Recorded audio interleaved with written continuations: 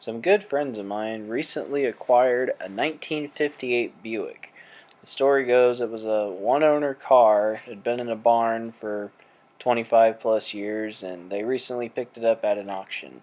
It's a beautiful vehicle. Original paint, as you can see in the photo I have sent to me by my friend, the patina and the dust. It looks like it literally just rolled out the barn. So I was asked to recreate the vehicle as a personified being from the Pixar universe. We're big fans of the series. Myself and my fiance and my friends are too, so I figured it was an exciting challenge that I was up for. And here we have my pencil drawing, which I'm now going over with a micron. I think it's a 0.1 or a 0.08. I can't see looking at the footage. I'm a big fanatic of the microns. I was shown the pens when I was in art school. I spent a year and a half at the Art Institute of Austin, and during my time there I was shown these, and I was shown Copics, and talk about blow my mind from only using watercolor and just regular ballpoint pens you get from like the office supply store. As you can see, we're going over the pencil work, fleshing out all the details. The difficult part for me going for a drawing, especially something that's out of my comfort zone, is trying to emulate a style but not steal something from someone. Like I am not affiliated with the studios. I'm not affiliated with anyone in the industry. This was just a favor for a friend, as this was a gift to the new owner of the vehicle.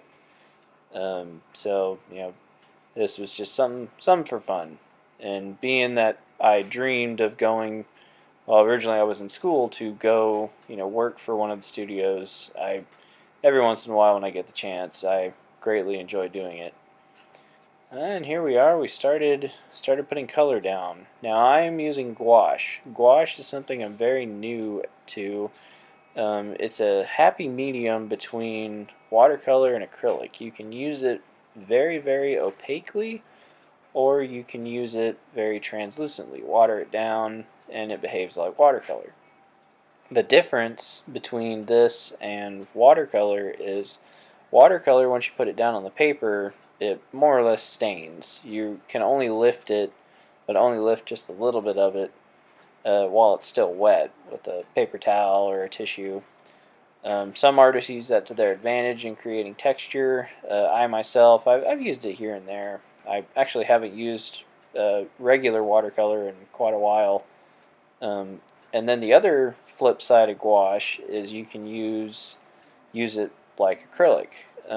Gouache is actually a very popular medium, at least back in the day, for advertisements, travel posters, movie posters, things like that. It has a very matte finish to it and a very, very vibrant color palette.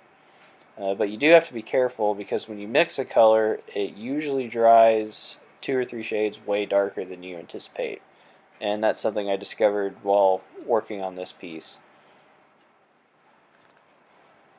And all the colors you see are something that I mixed. I mixed everything from just the basics, with a few exceptions: yellow ochre, ultramarine blue, and burnt umber. Oh shoot, what was the other one? And vibrant, or no, crimson. Excuse me. I also, at least in the last few years, especially now that I'm trying to be a little more diligent in learning painting, I only mix black. I don't use it out of the tube. Any sort of color, if I can't mix it from just the 4 basics with help of 1 or 2 extra colors, I will figure it out. I'll stop working on the piece and figure it out, and then continue work. I believe it's best to be able to mix colors on the fly with a limited palette versus relying solely on what you have in the tube. And here we are adding a faded tint to match the reference photo of the vehicle, because you can see some sun fading and bleaching of the paint, and just creating some shadows here.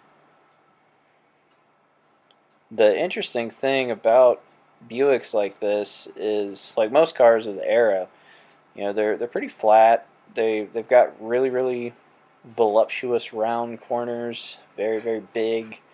But then the broad planes and the broad faces are very flat with little to no curve to them.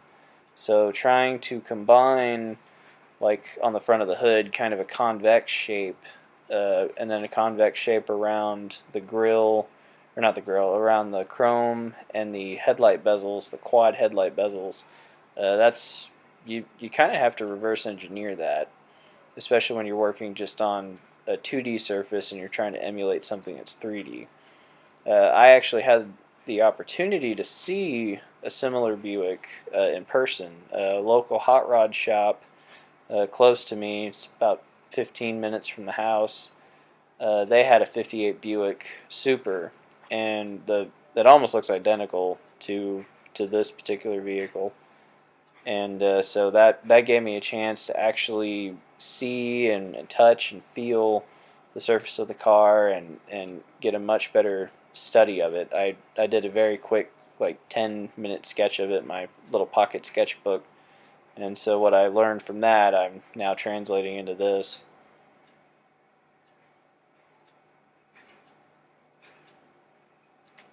I had a moment of thought. This spot I needed to get darker, and I wasn't sure how to paint the grill detail, but then I realized I'm using gouache. I can use it like acrylic, so just paint it over it, mix my chrome color. Where's my brush? Oh, there it is. And now here we go, painting the fine details. And see, this again is where the beauty of gouache comes into play. And now just adding highlights.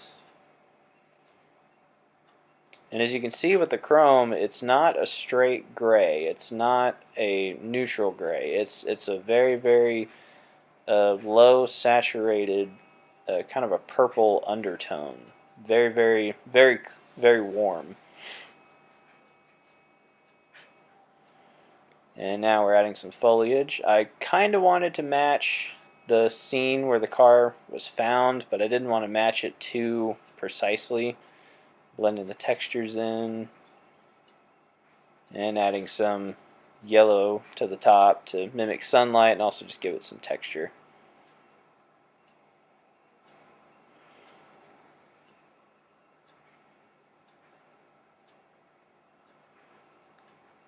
And now adding some scratches and really fine sun bleach spots to the vehicle.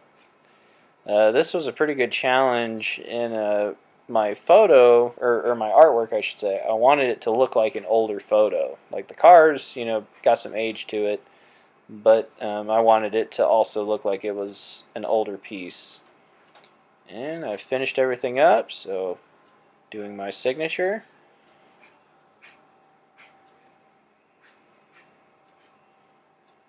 And then here I am with the finished piece. I present Gloria. At least that's the name of the car according to the owners. And here is the new owner with the artwork and standing in front of the vehicle.